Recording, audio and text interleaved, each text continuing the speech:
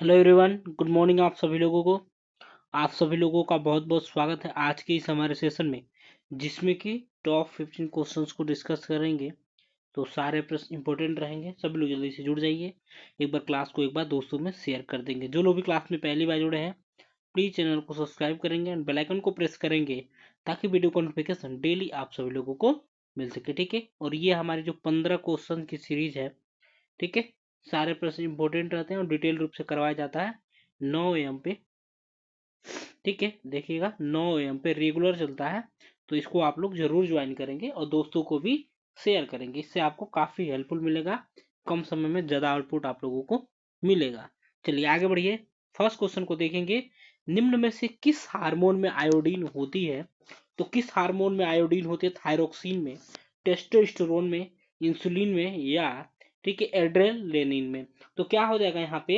Option हो जाएगा क्या? ए हो जाएगा, ध्यान रखिएगा। ऑप्शन है यानी कि थायरोक्सिन में, ठीक है, आयोडीन का मात्रा पाया जाता है। देखिए ये क्या होता है, एक प्रकार का थायरोक्सिन हार्मोन जो होता है ना, ये क्या है? तो प्राणी हार्मोन है, जिसका स्राव ठीक है अवटु ग्रंथि के द्वारा होता है।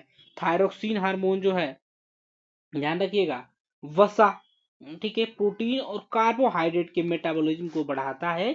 यह रक्त में शर्करा, कोलेस्ट्रॉल तथा फास्फोलिपिड ठीक है लिपिड की मात्रा को कम करता है या लेवल करता है। यह आरबीसी के निर्माण को बढ़ाकर रक्ताल्पता की रोकथाम करता है। यहाँ पे टेस्टोस्टेरोन क्या है? तो ठीक है, टेस्टोस्टेरोन जो है ना, ठीक है, एंड्रोजन समूह का स्टेरॉयड हार्मोन है। स्तनपाइयों में टेस्टोस्टेरोन जो प्राथमिक रूप से नरों में, अंडकोश में व मादाओं में अंडाशय से स्रावित होता है। इंसुलिन देखिए क्या है? तो एक हार्मोन है जो शरीर में ग्लूकोज कोशिकाओं में, ठीक है, ग्लूकोज को कोशिकाओं में पहुंचाने में मदद करता है। इसकी कमी से क्या होता है? तो मधुमेह होता है। ठीक है, तो ध्यान रखिएगा इंसुलिन के बारे में। समझ के हम लोग एड्रेन, ठीक है, एड्रेनलाइन क्या होता है? तो ये एक हार्मोन और दवा है। इसे एपिनेफ्रीन के नाम से भी जाना जाता है। किसके नाम से जाना जाता है? तो एपिनेफ्रीन के नाम से जाना जाता है। यह हार्मोन और न्यूरोट्रांसमीटर दोनों है। क्या होते हैं? तो यह हार्मोन भी होता है एड्रेनलिन, और क्या होता है? न्यूरोट्रांसमीटर दोनों होता है। यह एड्रेनलिन ग्रंथियों के द्वारा बनता है और जारी किया जाता है। ध्यान रखिएगा, आगे बढ़िए। सेकेंड नंबर क्वेश्चन को देखेंगे। और देखिए जो लोग भी क्लास में जुड़ते हैं ना, सभी लोग लास्ट तक जरूर बने रहेंगे, आप लोगों से रिक्वेस्ट है मेरा। ठीक है, और सेकंड का आंसर करिए। और जो लोग भी बाद में क्लास को देखते हैं, तो वीडियो को पॉज करके कमेंट बॉक्स में अपना आंसर करेंगे पहले आप लोग, फिर आगे बढ़ेंगे। कमेंट बॉक्स में आंसर आप लोग जरूर करेंगे अपना, ठीक है। और दोस्तों में ज्यादा से ज्यादा क्लास को शेयर करिए दोस्तों, आप लोगों के लिए काफी हेल्पफुल रहने वाला है ये क्लास, ठीक है। और किसी भी एग्जाम के लिए, एनएम की एग्जाम की तैयारी करते हैं तो आपके लिए फायदेमंद रहेगा। ठीक है, मानव शरीर में कौन सी संरचना से अपेंडिक्स संलग्न है? तो कौन सी संरचना से अपेंडिक्स संलग्न होती है? तो देखिए अपेंडिक्स जो है ना, पेट के निचले दाहिने हिस्से में स्थित छोटा अंग होता है, जो बड़ी आंत से जुड़ा होता है। क्या होता है? बड़ी आंत से जुड़ा होता है। तो संलग्न यानी कि जुड़ा हुआ हो गया, तो क्या हो जाएगा यहाँ पे? बड़ी आंत से जुड़ा होता है। अपेंडिक्स में सूजन आने से आने को क्या कहेंगे? ठीक है, अपेंडिसाइटिस कहा जाता है। यदि अपेंडिक्स में सूजन आ जाता है तो उसे अपेंडिसाइटिस कहा जाता है। यह एक प्रकार का ठीक है क्या होता है? तो आपातकालीन सर्जरी होता है। ठीक है, इसमें क्या होता है? अपेंडिक्स के सूजन आने पर क्या होगा? तो दर्द होगा, ठीक है, सूजन और संभावित संक्रमण होता है। अपेंडिक्स अवरुद्ध हो जाने पर बैक्टीरिया का अतिवृद्धि और सूजन हो जाता है, ध्यान रखिएगा। एंड यहाँ पे देखेंगे बड़ी आंत के बारे में। ये पाचन तंत्र का अंग है। इसे कोलन या दीर्घ पेट भी कहा जाता है। क्या कहा जाता है? इसे कोलन कहा जाता है। ठीक है, कोलन या दीर्घ पेट भी कहा जाता है। यह छोटी आंत से शुरू होकर मलाशय और गुदा तक जाती है।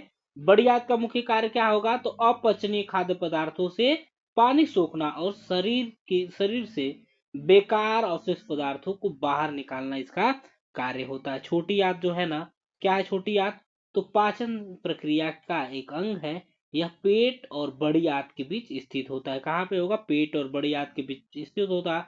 इसमें भोजन से ज्यादातर पोषक तत्व अवशोषित होते हैं। इसे लघु पेट भी कहा जाता है। छोटी आंत को लघु पेट कहा जाता है। गैल ब्लेडर क्या होता है? तो इसे पित्ताशय की थैली भी कहा जाता है। क्या कहेंगे इसे? पित्ताशय, गैलब्लेडर पित्ताशय की थैली कहा जाएगा। यह लीवर के नीचे स्थित एक छोटा सा अंग है। यह पित्त को जमा करता है और पाचन में मदद करता है। ठीक है, ध्यान रखिएगा। और यदि इसमें गैलब्लेडर में क्या होगा तो पथरी बन जाएगा तो गैलब्लेडर स्टोन उसे कहा जाता है। यह एक सामान्य चिकित्सा समस्या होता है। ठीक है, तो देखिए इसमें क्या होता है, यदि गैलब्लेडर में स्टोन की वजह से क्या होता है तो पेट में अचानक से बहुत ही दर्द हो सकता है। गल ब्लेडर स्टोन की समस्या महिलाओं में ज्यादा होती है, यहाँ पे ध्यान रखिएगा। चलिए, जठर क्या होता है? तो जठर का मतलब क्या? आमाशय। यह मानव शरीर का एक अंग है। ठीक है, यह पाचन तंत्र का हिस्सा होता है। जठर में बनने वाले रस को जठरालंब, ठीक है, जठरा अम्ल कहा कहते हैं। यह अम्लीय होता है। इसमें हाइड्रोक्लोरिक एसिड यानी कि HCl होता है। क्या होता है?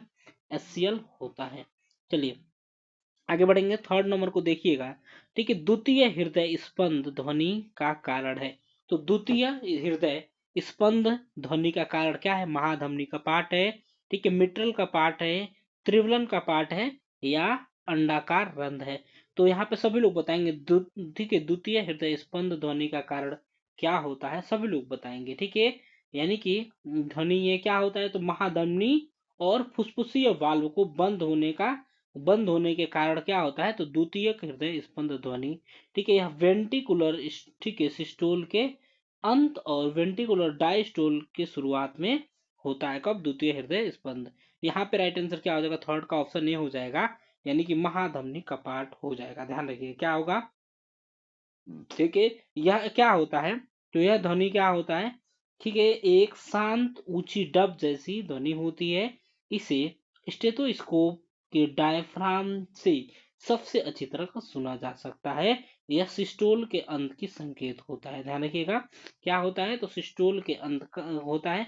महाधमनी का पार्ट हो जाएगा यहाँ पे आप लोगों का राइट आंसर। महाधमनी के उद्भव भाग पर छिद्र, अर्धगोलाकार तथा जेब के आकार के 3 बाल्ब होते हैं, जिन्हें त्रिबलन कपाट कहा जाता है। ध्यान रखिएगा। ठीक है, त्रिबलन कपाट उसे कहा जाता है।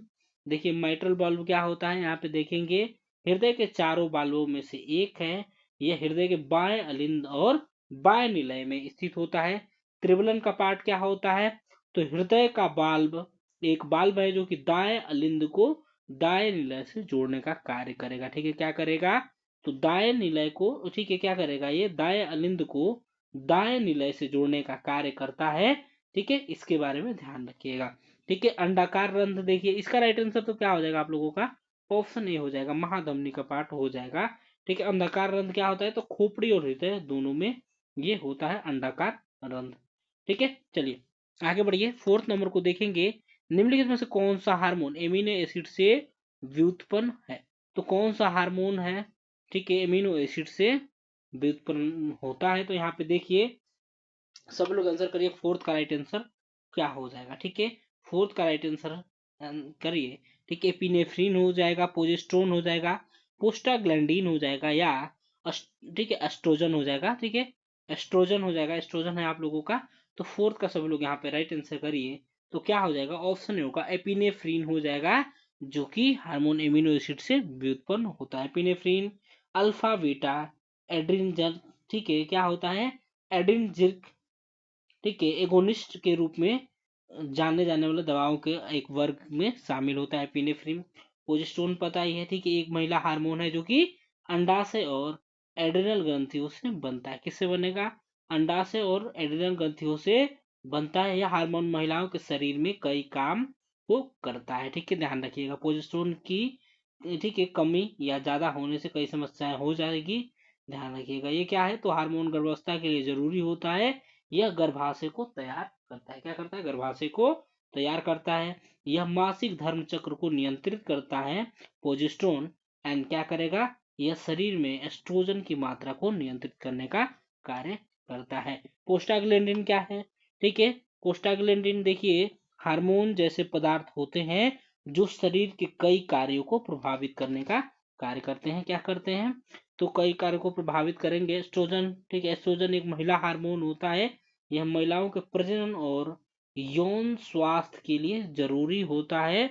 यह हड्डियों की मजबूती, हृदय स्वास्थ्य और समग्र कल्याण में भी योगदान देता है। ध्यान रखिएगा। आगे बढ़िए, 5th नंबर बताएंगे कपाल यानी कि खोपड़ी। ठीक है, खोपड़ी में चल हड्डी। ठीक है, चल हड्डी कौन है इसमें से बताना है आप लोगों को, सभी लोग आंसर करिए। ठीक है, ठीक है, क्या हो जाएगा यहाँ पे, मैक्सिला होगा, मैंडिबल होगा, नेजल बोन होगा। तो क्या हो जाएगा, या इनमें से कोई नहीं, तो क्या हो जाएगा आप लोगों का मैंडिबल हो जाएगा। खोपड़ी में एक हड्डी चलती है जिसे क्या मैंडिबल या निचला जबड़ा कहते हैं। ध्यान रखिएगा, यह खोपड़ी की एकलौती चलने वाली हड्डी होती है। ठीक है, देखिए वयस्कों की खोपड़ी में कुल हड्डियों की संख्या कितनी होगी, तो 22 होगा। ठीक है, वयस्कों की खोपड़ी में कुल 22 हड्डियां होती हैं, इनमें से 21 हड्डियां जो स्थिर होती हैं और एक की इकाई जुड़ी होती है। ठीक है, ये जो होता है आप लोगों का एक जो है मैंडिबल, जिसे चल हड्डी के नाम से जाना जाता है। मैंडिबल जबड़ा, ठीक है, जबड़ा जिसे कहा जाता है, यह चेहरे की सबसे बड़ी और सबसे मजबूत हड्डी होती है, निचले जबड़े का निर्माण करती है और निचले दांतों के लिए जगह बनाने का कार्य करेगी। मैक्सिला के बारे में समझेंगे। स्तनधारियों की खोपड़ी में मौजूद एक हड्डी है जो कि ऊपरी जबड़े का निर्माण करेगी, मैक्सिला। ठीक है, ध्यान रखिएगा, मैक्सिला है आपका, ठीक है, क्या करेगी, ऊपरी जबड़े का निर्माण करती है, ये ध्यान रखिएगा। यह चेहरे की हड्डी और यह ललाट, ठीक है, जाइगोमेटिक और पैलेटिन हड्डियों से जुड़ी होती है। यहाँ पे ध्यान रखना है। नेजल बोन, नेजल बोन जिसे क्या कहेंगे, तो नाक की हड्डी कहा जाता है दोस्तों। ध्यान रखिएगा, नेजल बोन, ठीक है, जिसे नाक की हड्डी कहा जाता है, खोपड़ी की एक छोटी सी चपटी हड्डी होती है। यह चेहरे के कंकाल बनाने का, ठीक है, चेहरे के कंकाल को बनाने का मदद करता है, ये ध्यान रखिएगा, नेजल बोन। आगे बढ़िए, 6th नंबर को देखेंगे, HIV वायरस निम्नलिखित में से किस समूह से संबंधित है, तो सभी लोग बताएंगे। फ्लेवी वायरस, रेट्रो वायरस, ठीक है, हेप्डो वायरस या हिपेडना वायरस। तो सब लोग यहाँ पे जल्दी से बताएंगे। HIV वायरस जो है, ठीक है, यानी कि ह्यूमन इम्यूनोडेफिशिएंसी वायरस के बारे में पूछा गया है, तो सब लोग यहाँ पे बताएंगे। ठीक है, HIV के लक्षण क्या क्या होते हैं, इसमें बुखार होता है, ठंड लगना, गले में खराश होता है, मांसपेशियों में दर्द होगा, शरीर पर चकत्ते होना, रात को पसीना आना, ठीक है, थकान होना एंड ज्वाइंट पेन होता है। तो यहाँ पे क्या पूछा गया है, किस समूह से संबंधित है, यहाँ पे सभी लोगों को बताना है, तो सभी लोग बताएंगे। क्या हो जाएगा, रेट्रो वायरस हो जाएगा।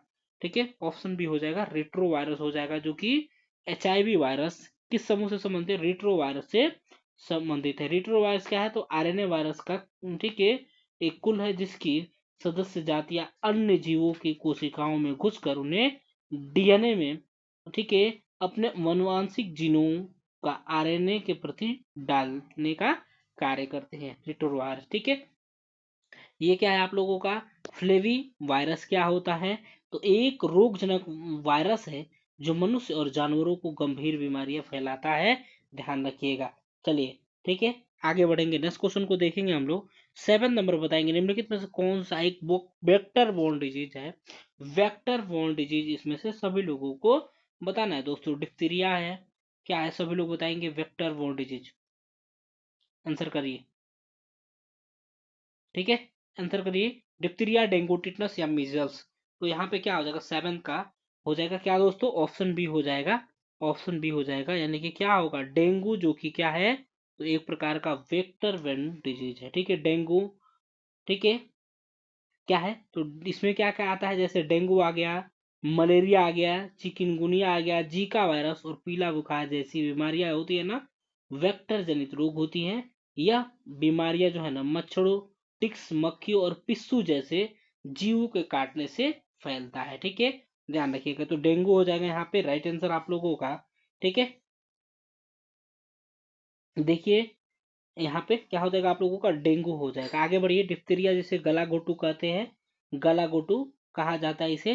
ठीक है, टिटनस यानी कि जिसे धनुष स्तंभ कहा जाता है, क्या कहा जाता है, धनुष स्तंभ, यह क्या होता है, तो बैक्टीरिया से होने वाला एक गंभीर संक्रमण है जो कि मांसपेशियों में दर्द करने वाली ऐंठन को पैदा करती है और इससे क्या होता है, तो मौत भी यानी कि मृत्यु भी हो सकती है। खसरा क्या है, तो एक संक्रामक वायरस संक्रमण है जो छोटे बच्चों के लिए गंभीर हो सकता है, लेकिन इसे टीके से आसानी से रोका जा सकता है। ठीक है, चलिए, ये क्या होता है, यह रोग संक्रमित व्यक्ति के खांसने या छींकने से निकलने वाली श्वसन बूंदों के माध्यम से फैलता है। आगे बढ़िए, नेक्स्ट क्वेश्चन को देखेंगे हम लोग। बताइए 8 नंबर बताएंगे, बिम्बाणु यानी कि प्लेटलेट्स काउंट की कमी किस रोग में होती है। तो सभी लोग यहाँ पे जल्दी से बताएंगे किस रोग में होती है प्लेटलेट काउंट की कमी। ठीक है, आमतौर से प्लेटलेट की संख्या कितनी होनी चाहिए, तो 1.5 लाख से 4.5 लाख प्रति माइक्रोलीटर होनी चाहिए।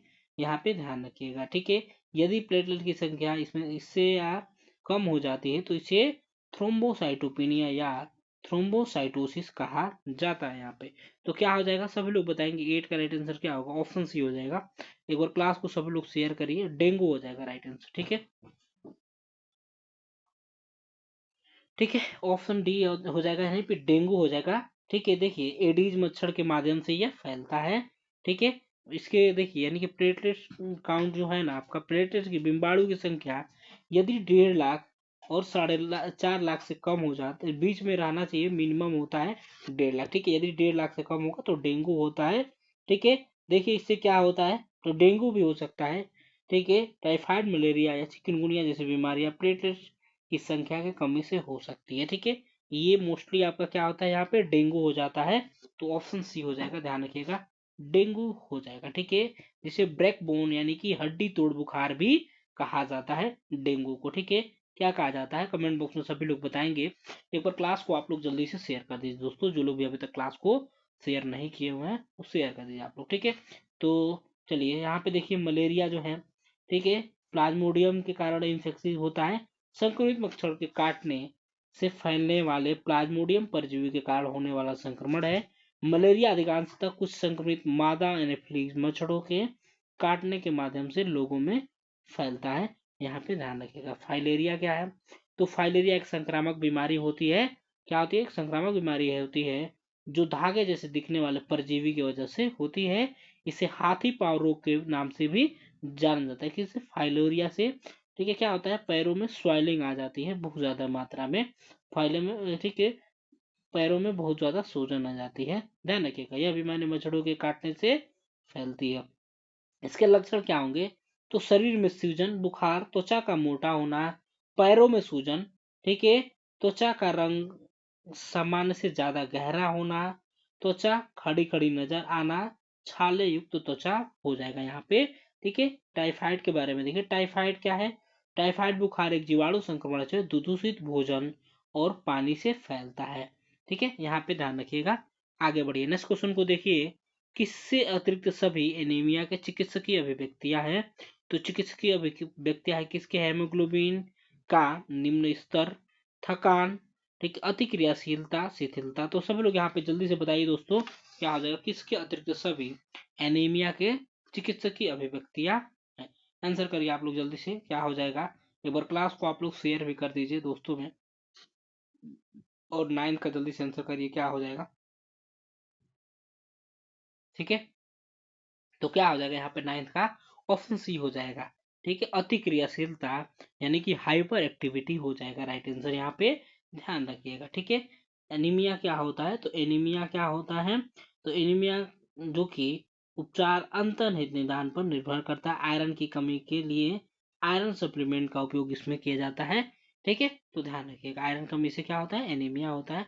तो इसमें क्या होता है, तो अति क्रियाशीलता जो कि अतिक्रियाशीलता के अतिरिक्त सभी इसके क्या है, तो चिकित्सकीय अभिव्यक्तियां है एनीमिया यानी कि हीमोग्लोबिन का निम्न स्तर, थकान और शिथिलता जो है ना, शिथिलता आप लोग समझ ही रहे हैं, थकान आप लोग समझ रहे हैं। चलिए, तो यहाँ पे अतिक्रियाशीलता क्या होता है, ठीक है, यह लंबे समय तक चल रही ऐसी स्थिति होती है जिसमें ध्यान केंद्रित करना मुश्किल होता है। साथ ही इस स्थिति से ग्रस्त व्यक्ति बहुत ज्यादा सक्रिय रहता है और बिना सोचे समझे आवेग में काम करता है।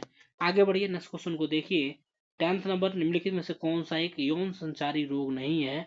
तो बताइए यौन संचारी रोग नहीं है, सेक्सुअल ट्रांसमिटेड डिसीज कौन सा नहीं है, कैंक्रोइड, सिफिलिस, फाइब्रोइड यूट्रस या एड्स। तो यहाँ पे सभी लोग जल्दी से बताइए क्या हो जाएगा। ठीक है, ठीक है, यौन संचारी रोग जैसे क्या होगा, HIV हो जाएगा, जर्नल हार्पिस हो जाएगा, काफी होती हैं। तो यहाँ पे सभी लोग बताएंगे। ठीक है, सभी लोग आंसर करिए। तो क्या हो जाएगा यहाँ पे, ऑप्शन सी हो जाएगा दोस्तों, ऑप्शन सी राइट आंसर होगा, यानी कि फाइब्रोइस यूट्रस जो होता है ना, गर्भाशय में होने वाले गैर कैंसरकारी ट्यूमर को गर्भाशय फाइब्रॉइड कहते हैं, ध्यान रखिएगा। यह क्या होता है, तो गर्भाशय में होने वाली गैर संक्रमणकारी ट्यूमर होता है। ये ट्यूमर मांसपेशियों के उत्तकों से बनते हैं। इन्हें क्या कहते हैं, तो ठीक है, लायो मायोमा या मायोपा भी कहा जाता है, ध्यान रखिएगा। ठीक है, एक बार सभी लोग क्लास को शेयर करिएगा। और सारी जो है ना, सिफिलिस, कैंक्रोइड, एड्स जो है आप लोगों का, ये सभी जो हैं, ठीक है, ये क्या है, तो ये क्या है, यौन संचारी रोग है। इसमें पूछा गया कि कौन सा यौन संचारी रोग नहीं है, तो फाइब्रोस यूट्रस जो है यौन संचारी रोग नहीं है। यहाँ पे ध्यान रखिएगा। सिफिलिस क्या है, तो ये एक प्रकार का यौन संचारी रोग है। चलिए आगे बढ़िए, 11 नंबर को देखेंगे। निम्नलिखित में से कौन सा टीका गर्भवती महिलाओं को दिया जाता है? 11th का सब लोग आंसर करिए। 11वें नंबर का, ठीक है, किसमें, मिजल्स में, बीसीजी, टिटनस या डीपीटी। तो क्या हो जाएगा यहाँ पे, ठीक है, ऑप्शन क्या हो जाएगा, सी हो जाएगा, यानी कि टिटनस हो जाएगा, यानी कि धनुष स्तंभ जिसे कहा जाता है। क्या कहा जाता है, ठीक है, धनु स्तंभ। क्या कहा जाता है, धनु स्तंभ कहा जाता है, या जबड़ों में अकड़न या लॉकजॉ जिसे कहा जाता है। ध्यान रखिएगा, यह बैक्टीरिया से होने वाला एक गंभीर संक्रमण है जो कि मांसपेशियों में दर्द करने वाली ऐंठन पैदा करती है। इससे क्या होगा, मृत्यु भी हो सकता है। यहाँ पे ध्यान रखिएगा, ठीक है। मीजल्स यानी कि खसरा क्या होता है, ठीक है, तो एक संक्रामक वायरल संक्रमण है जो कि छोटे बच्चों के लिए गंभीर हो सकता है, लेकिन टीके के आसानी से रोका जा सकता है। बीसीजी क्या होता है, तो ये किस में दिया जाता है, तपेदिक में दिया जाता है ना, ठीक है, टीबी में लगाया जाता है। बीसीजी, इसका फुल फॉर्म सभी लोग कमेंट बॉक्स में लिखेंगे। ध्यान, इसका फुल फॉर्म सभी लोग कमेंट बॉक्स में लिखेंगे। यह ठीक है, टीका जो है ना, किसके द्वारा, तो डॉक्टर अल्बर्ट कैलमेट और डॉक्टर कैमिली गुगरीन, ठीक है, ठीक है, गुएरीन ने विकसित किया था, उन्हीं के नाम पे रखा गया है। चलिए डीपीटी के देखिएगा, एक प्रकार का संयोजित टीका है, मिक्स टीका है, ध्यान रखिएगा, ठीक है। चलिए आगे बढ़ेंगे, नेक्स्ट क्वेश्चन को देखेंगे। 12th नंबर बताइए, बच्चों की देखभाल करते समय दुर्घटना से बचाव के लिए नर्स को क्या याद रखना चाहिए? पालने की साइड, ठीक है, रेल के ऊपर रखना, बच्चे को हमेशा पालने में रखना, दरवाजे का गेट बंद रखना, कमरे को साफ सुथरा व वातावरण सुरक्षित रखना। तो यहाँ पे क्या हो जाएगा, सभी लोग बताएंगे।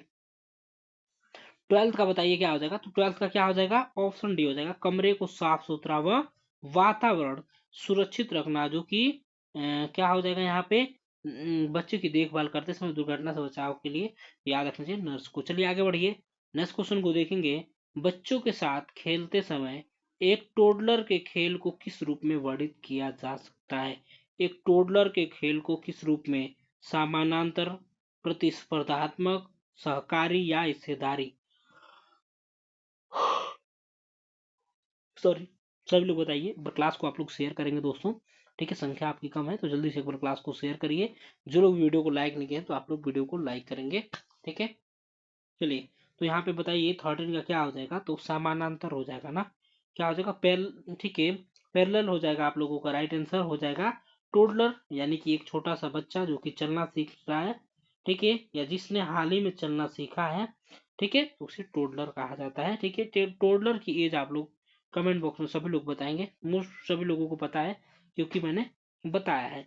समानांतर का मतलब क्या होता है, एक दूसरे, ठीक है, के समान दूरी पर रहना होता है, समानांतर होता है। प्रतिस्पर्धात्मक क्या होता है, किसी से आगे निकलने की भावना को प्रतिस्पर्धा कहा जाता है, ठीक है, यानी कि कंपटीशन, जैसे कि आप लोग लगे हुए हैं सभी लोग कंपटीशन में कि हम उनसे आगे निकल जाएं, जॉब ले लें, हम उनसे आगे निकल जाएं। ऐसे थोड़ी जॉब सभी को एक साथ थोड़ी मिलेगा, ठीक है। जो ज्यादा बेटर करेगा, जो ज्यादा मेहनत करेगा, जो ज्यादा चीजों पे एफर्ट करेगा, जो इधर उधर की चीजों पे ध्यान नहीं देगा, लगातार पढ़ते रहेगा, पढ़ तो सारे लोग ना है, लेकिन आउटपुट निकलना चाहिए आपका, ठीक है। आउटपुट निकलना चाहिए, ये भी होना चाहिए कि क्या पढ़ रहे हैं आप, ठीक है, क्या पढ़ रहे हैं उस पर भी आप लोगों को ध्यान देना पड़ेगा। ये नहीं कि कुछ भी उठा के पढ़ रहे हैं, पढ़ते गए एक ही बुक उठा लिए और हमेशा पढ़ते रहे और सोचे कि हो जाएगा, ऐसा नहीं होता है, ठीक है। तो समान प्रतिस्पर्धात्मक, ठीक है, सहकारी कोऑपरेट होता है, कोऑपरेटिव होता है, ठीक है। हिस्सेदारी यानी कि शेयरिंग से होता है, मतलब है आपका शेयरिंग से यानी कि बांटना। आगे बढ़िए, 14 का बताएंगे, अनुवांशिक रोगों को किसके अतिरिक्त अन्य सभी प्रकारों में वर्गीकृत किया जाता है? तो किसके अतिरिक्त अन्य सभी प्रकारों में वर्गीकृत किया जाता है? गुणसूत्रीय असमानताएं, आनुवंशिक असामान्यताएं, एकलकारी बीमारियां या बहुकारकी बीमारियां। तो यहाँ पे सभी लोग जल्दी से बताएंगे क्या हो जाता है। आनुवंशिक विकार में क्या होगा, तो डाउन सिंड्रोम भी आता है, जो कि क्रोमोसोम की संख्या से ठीक है के कारण होता है। ठीक है, आनुवंशिक रोग में सिस्टोलिक फाइब्रोसिस आता है। ठीक है, कई सारे आते हैं, सॉरी थैलेसीमिया भी आता है आनुवंशिक रोग में। तो यहाँ पे सभी लोगों को बताना है F14 का क्या हो जाएगा, तो ऑप्शन भी हो जाएगा, आनुवंशिक असामान्यताएं हो जाएगा। ध्यान रखिएगा, आनुवंशिक असमानताएं इसे कहा जाता है, तो किसी भी व्यक्ति के डीएनए में असमानताओं को कारण वाली स्थितियां होती हैं। ये असमानताएं जीन में एक छोटे से बदलाव से लेकर जीन के ठीक है क्या होता है, तो पूरे गुणसूत्रों के जोड़ घटाव ठीक है जोड़ या घटाव तक हो सकता है। ध्यान रखिएगा। ठीक है, आनुवंशिक असमानताएं किसी से कई तरह की बीमारियां हो सकती हैं, कई तरह की बीमारियां इसमें होती हैं। गुणसूत्रीय असमानताएं क्या होती हैं, तो देखिए आनुवंशिक विकार है एक प्रकार का जो गुणसूत्रों की संख्या या संरचनाओं ठीक है यानी कि जो संरचना होता है स्ट्रक्चर में बदलाव के कारण होता है। बहुकार की बीमारियां क्या होती हैं, तो ये बीमारियां जिनके कारण कई आनुवंशिक और पर्यावरण कारण होते हैं। ध्यान रखिएगा, इन बीमारियों को बहुजीनी रोग या जटिल बहुजीनी लक्षण भी कहा जाता है। ध्यान रखिएगा। चलिए आगे बढ़ेंगे, नेक्स्ट क्वेश्चन को देखेंगे एंड लास्ट क्वेश्चन क्या होगा, नवजात के सिर का औसत परिमाप कितना होता है दोस्तों, सभी लोग बताइए। नवजात के सिर का औसत परिमाप 28 सेंटीमीटर, 30 सेंटीमीटर, 32 34 सेंटीमीटर, सभी लोग यहाँ पे बताएंगे। ठीक है, क्या पूछा गया, परिमाप पूछा गया है, तो सभी लोग यहाँ पे जल्दी से बताएंगे। यदि एक्यूरेट आपसे ऑप्शन में नहीं दिया गया तो 35 सेंटीमीटर हो जाएगा एक्यूरेट। ऑप्शन के अकॉर्डिंग क्या होगा आपका, ऑप्शन डी हो जाएगा, यानी कि 34 सेंटीमीटर एक्यूरेट हो जाएगा आप लोगों का। 34 यानी कि कितना होता है इंच में यदि पूछा जाए तो 3/4 ठीक है 3/4 इंच में होगा आपका। ठीक है, ये इतना इंच में हो जाएगा, यहाँ पे ध्यान रखना है। ठीक है, यानी कि देखिए 1 महीने में नवजात शिशु की सिर की परिवृद्धि कितने हो गए 38 सेंटीमीटर, यानी कि 15 इंच तक बढ़ सकता है, बढ़ने की बात हो रही है यहाँ पे। ध्यान रखिएगा, ऑप्शन डी हो जाएगा इसका राइट आंसर। चलिए, जो लोग भी वीडियो को लाइक नहीं किए प्लीज वीडियो को लाइक करेंगे, चैनल को यदि आपने अभी तक सब्सक्राइब नहीं किया है प्लीज चैनल को सब्सक्राइब करेंगे एंड बेल आइकन को प्रेस करेंगे ताकि वीडियो को नोटिफिकेशन डेली आप सभी लोगों को मिल सके। धन्यवाद सभी लोगों को क्लास में जुड़ने के लिए। मिलेंगे आप सभी लोगों से अगली क्लास में, तब तक के लिए bye bye, take care, thank you so much for watching, have a great day. अपना अपनों का ख्याल रखिए, bye bye, take care. Class को दोस्तों में ज़्यादा से ज़्यादा शेयर करिए। मिलते हैं नेक्स्ट क्लास में, तब तक के लिए अपना अपनों का ख्याल रखिए।